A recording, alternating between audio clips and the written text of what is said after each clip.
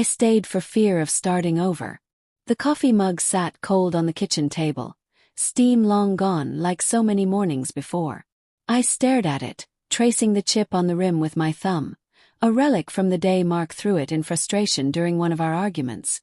That was years ago, back when we still bothered to argue. Now the silence was thicker, more oppressive. I was 48, and the house felt like a museum of what-ifs, each room curated with artifacts of a life I'd clung to out of sheer terror of the unknown. My name is Elena, and I met Mark in college, back when the world seemed full of possibilities. He was the steady one, the guy with a plan. Accounting degree, stable job, a future mapped out in spreadsheets. I was studying literature, dreaming of writing novels that would change lives, but reality crept in like fog over the bay. After graduation, I took a job as a copy editor at a small publishing house, while Mark climbed the corporate ladder. We married at 25, bought this house in the suburbs at 28, and by 30, the dreams I'd harbored started to fade under the weight of routine. It wasn't that Mark was cruel, not in the dramatic ways you read about. No bruises, no screaming matches that woke the neighbors. It was subtler, a slow erosion.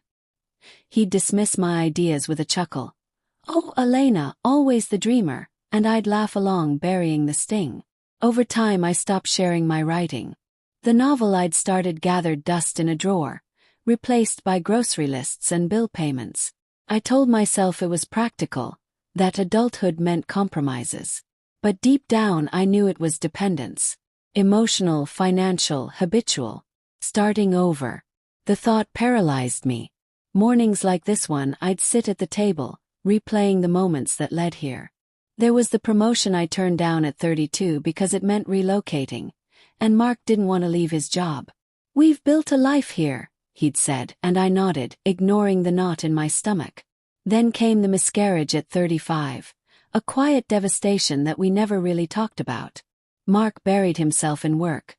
I buried myself in him, clinging tighter as if he were the only anchor in a stormy sea. Therapy. We discussed it once, but he waved it off. "We're fine, Elena. Everyone has rough patches." And I stayed because the alternative, facing grief alone, rebuilding from scratch, felt like jumping off a cliff without a net.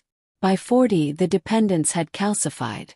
Our conversations were transactions. "Did you pay the electric bill? What's for dinner?"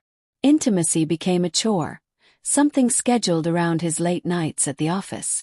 I suspected there was someone else, a secretary maybe with her fresh enthusiasm, but I never confronted him. What if I was wrong? What if I was right and it shattered everything? Friends urged me to leave. "You're wasting your life," Sarah said over wine one evening. But Sarah was single, childless, free to chase adventures. I envied her, but envy wasn't action. I stayed, telling myself it was security, stability. Fear whispered that at my age, who'd want me? Starting over meant dating apps, awkward small talk, dividing assets, explaining to family why I'd failed. Regret crept in like ivy, wrapping around my days. I'd watch couples in the park, laughing, touching, and wonder what that felt like anymore.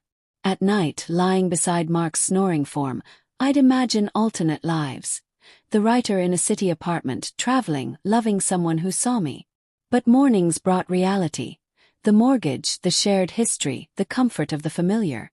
"Better the devil you know," my mother used to say, and I'd internalized it like gospel. One autumn afternoon, everything shifted. I was clearing out the attic, sorting through boxes of old manuscripts and photos. There, buried under faded Polaroids, was a letter from my college professor. "Elena, your voice is unique. Don't let the world silence it." Tears came unbidden. That evening, Mark came home late, smelling faintly of perfume. He didn't notice my red eyes, just grunted about traffic and headed to the den with his laptop. I poured a glass of wine and sat on the porch, the chill air biting through my sweater. For the first time, I allowed myself to envision leaving. Not dramatically, with slammed doors and lawyers, but methodically, like unpacking a life. I'd need to find a job, maybe freelance editing, or finally finish that novel. An apartment in town, small but mine. Friends to lean on. The fear was there, a roaring wave, but beneath it, a spark of something else. Possibility. Days turned to weeks. I started small. Updating my resume, browsing rentals online in secret. Mark noticed the change in me, the distant gaze. "What's wrong?" he asked one night over dinner. His fork paused mid-air. "Nothing," I lied, but my voice cracked. That night we really talked for the first time in years. I spilled it all. The resentment, the lost dreams, the fear that had kept me chained. He listened, eyes wide, then admitted his own regrets. The affair, brief and over, born of the same emptiness. "I thought you were happy," he said, voice breaking. We cried, held each other like strangers rediscovering familiarity. But tears weren't glue. The next morning, over coffee, we agreed to separate. Not divorce, not yet. Just space to breathe, to figure out who we were apart. Packing was surreal. Each item in the box carried memories. The chipped mug, a photo from our honeymoon, books I'd bought but never read. I rented a studio apartment downtown, with creaky floors and a view of the bustling street. The first night alone, panic hit hard. What had I done? At 48, starting over felt like learning to walk again. Wobbly, uncertain. But mornings brought light. I dusted off my manuscript, wrote a few pages, joined a writing group, where voices like mine echoed encouragement. Dates came later, tentative coffee meetups that sometimes sparked, sometimes fizzled. Regret lingered, a shadow. Why hadn't I left sooner? Wasted years, unspoken words. Yet, in reflection, I saw growth. Dependence had been my cage, but breaking free taught resilience. Now, 2 years on, I sit in my apartment, mug in hand. No chips this time. Mark and I are divorced amicably. He remarried, I wish him well. My novel is published, modest sales but mine. Regret.